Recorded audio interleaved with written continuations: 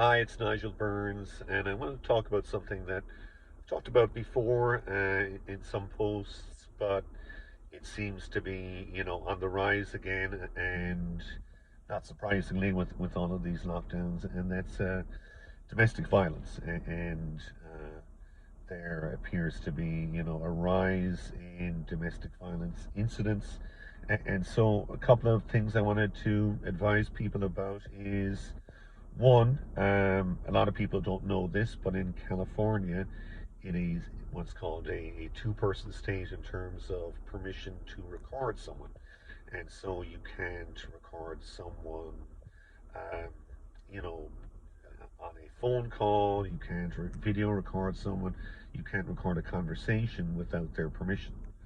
There are a couple of exceptions to that.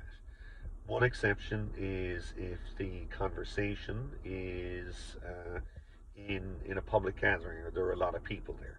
Then even if someone makes threats, etc., to you and you record them, because it is in an area where they wouldn't have a reasonable expectation of privacy, then you can record them without their permission.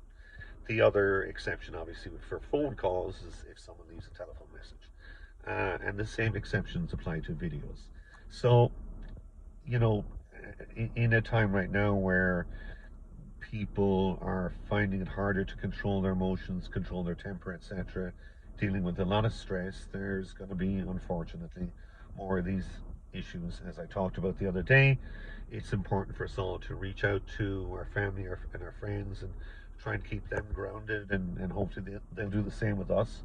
But if you're living with someone and they're abusing you, etc., you need to get out of there. You need to protect yourself. And while the law says, as I said, you can't record them in most instances, you can if it's in public, or also, I should add, if they are talking about committing a serious crime, like a kidnapping or a murder or something like that.